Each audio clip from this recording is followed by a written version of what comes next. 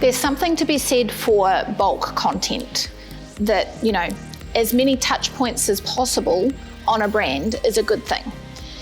Sometimes, if it's not offering value, it will become noise. It will just be, oh yeah, seen it before.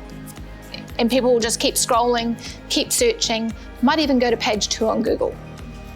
But if you're providing value every time, even if it's less often, but more valuable, people will stop to look, people will stop to read, people will be looking for the value that you've given them. So it all becomes about value. What are you providing? What education? What free information or leadership thought or any kind of advice that's genuinely going to help them without charging them for it is the new currency of content.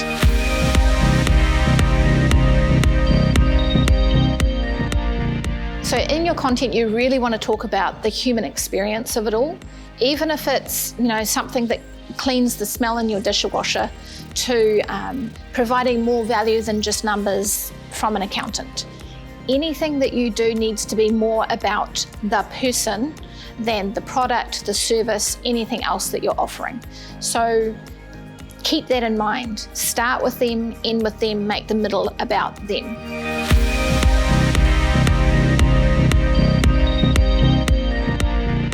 Yes, the mark of really good content is when it's been forwarded to a friend or shared on their own socials, or that is the highest mark of you did good with your content that I think you can receive. When somebody contacts your business and says, my friend shared this article with me and I thought it was amazing, so I wanted to get in touch. That means it's working. You're hitting the mark of providing that value.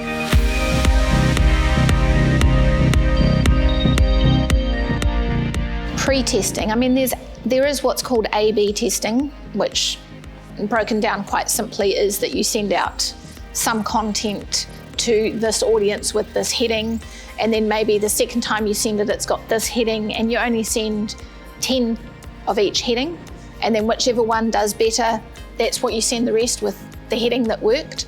So you can kind of test your content a little bit here and there as you go. I would definitely say get somebody who doesn't know your industry to give feedback on your content first.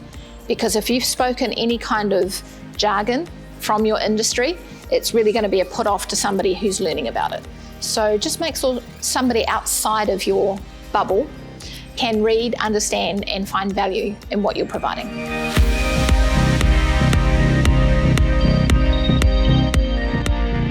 Yes, so there has been a world of sales and marketing. And when it comes to content, either you'll look at it as it's brand building, so it's going to help your brand be seen more, rank higher somewhere, or you're going to see it as we need to get some sales in the door, so we're going to educate about this topic. I would challenge businesses to think of doing both within the same piece of content. It is both brand building and about sales, because the value that you are providing in that content is what's going to seal the deal. If you imagine a situation where I've given you some free information about how to write content using AI, which I do all the time, it means the next time I offer you something, there's going to be more trust because I've already given you something that was valuable without a cost. So that person's now going to look at me as, well, she was really good with what she talked about before, so I'm going to use her again. And that's when it starts getting rid of getting quotes to compare on cost, because the person has already got that trust with you. So even if you're a little bit more or a lot of bit more, now they're going, well, I could go with the unknown that's cheaper, or I could go with what I trust for that little bit more. So it changes the sales pitch completely.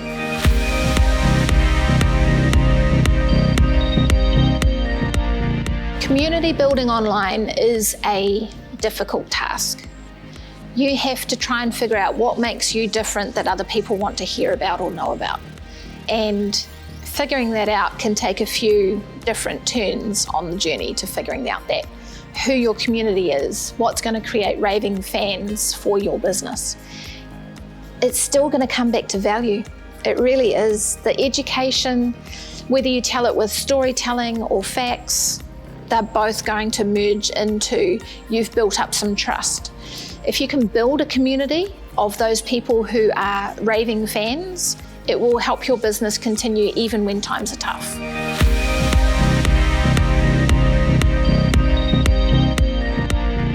I like to call this one clickbait versus truth. There is still shock and awe within truth.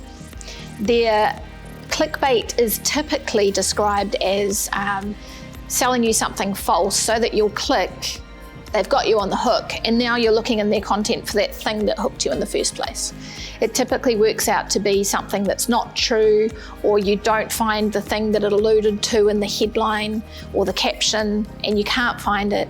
And so what ends up happening is you start disengaging from anything that's got the shock and awe. So the way to counteract that is just with simple, plain truth. And you'll always find something within a truthful story that is endearing, emotional, factual, educational. There'll be something in there. So just don't lie about it. It's really not worth it. It can take 10 times as long to get that trust back from that second that it took to lose it. So it's really not worth doing.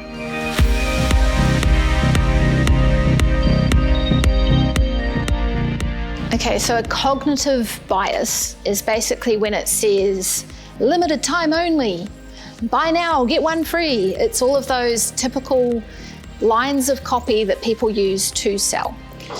And the point where it goes bad is when it's a lie. It's when only 10 left in stock and you buy one and it still says 10 left in stock. It's a lie that's used to create urgency to the person who's buying the product. And you'll find it maybe on the website, it will always say left in stock 3, or limited supply, get in before the end of August. Or even in a newsletter where it says use this code and get 10% off. So you go to the website and you find out that anybody can get that code. It's nothing special. So you've got to be very careful when you use these promises that they are true, that they are individual. And when it's true, it's a great hook for your business. If there really is only 10 left, 10 spots in this webinar left, then just make sure it's true. Make sure that the person purchasing that ticket for that webinar can see when they've purchased one that now there's only 9 spots left. Make sure it's true.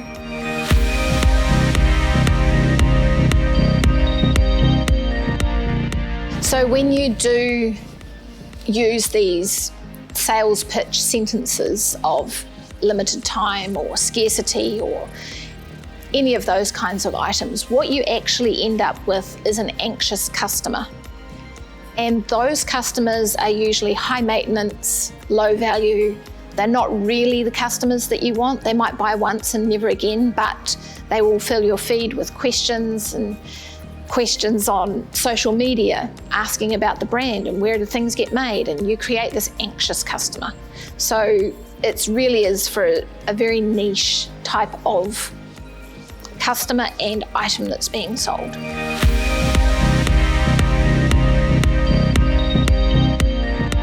So instead of using limited time offer and things like that, what you want to create is something that's reciprocal, where here's some value. There is a networking group that uses it, BNI, which I'm a member of, and they talk about something called giver's gain. And that is when you give something, it is also my gain to see you thrive and do well. What it does create is almost a, I have to pay that person back, or they did me a favor, so now I owe them. And so when you provide a piece of education, free information, something of value, then that person will feel like they've got to do something back for you. Whether that's a referral or purchasing the product more, raving about it, there is that reciprocal thing that starts to happen when you're providing genuine, good quality something, product, information, education, whatever it is.